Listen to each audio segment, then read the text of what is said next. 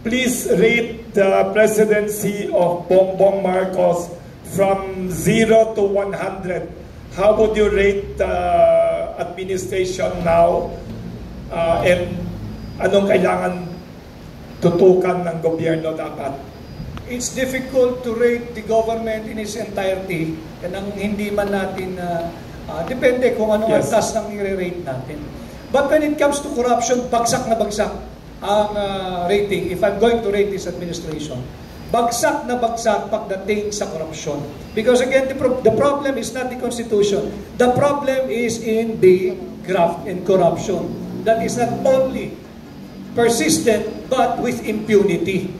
I just gone over an article na ang budget po natin mga kababayan, ang proposed budget for next year is 6.35 trillion pesos. 6.35 trillion. Ilang zero ang trillion? 6.35 trillion pesos. And yet, grabe, sinabi mismo ng BIR na they will not be able to meet their target collection for the year. What does it mean? Pag wala kang tamang koleksyon, mangungutang na naman. Is it true ang Pilipinas? As of end of July, I think, or August, ang utang ng Pilipinas ay nasa 15.69 trillion pesos. 15.69 trillion pesos. Wow. And ang utang ng bawat Pilipino tumalon na from 38 million before. Ang bawat utang natin na hindi ninyo alam, may utang tayo kada isa na 138,000 pesos more or less.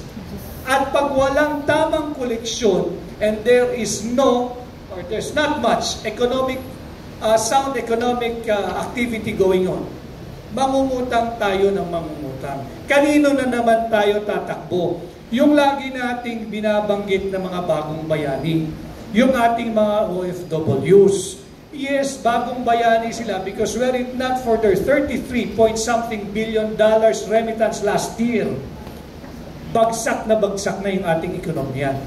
But I think the government now only remembers the OFW and refer to them as bagong bayani.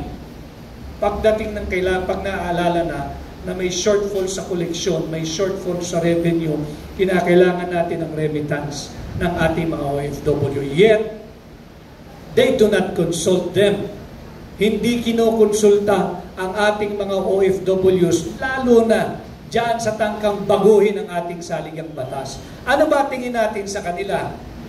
Gatas ang baka. Maaalala lang natin dahil kulang tayo ng pera to fund yung kapritsyo nila, yung mga unprogrammed appropriation nila kung tawagin, na more or less ay 800 billion pesos for this 2024 budget.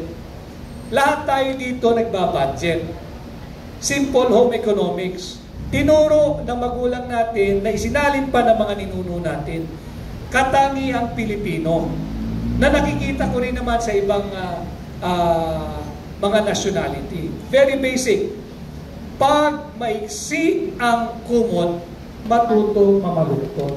Etong pamahalaan, kahit kulang-kulang na, larga.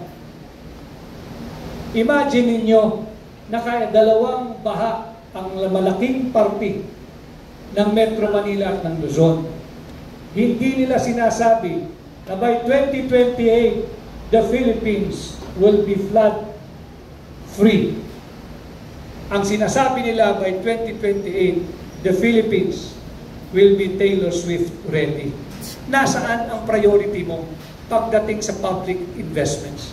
Nasaan ang priority mo sa paghulma ng higit na mas maunlad na Pilipinas sana? Buti pa si Taylor Swift, pinaghahandaan nila by 2028, ready na raw ang Pilipinas mag-host kay Taylor Swift. Pero hindi nila sinasagot. Nasaan yung 500 billion pesos flood control funds? Nasaan yung mga sinasabing 5,500 flood control programs? Anong nangyari doon? Vinalidate, finap-check ng dalawang weather disturbance, si Karina at si Ente. At nakita natin, bumaha ang malaking parte ng Luzon at halos buong Metro Manila. Thank you.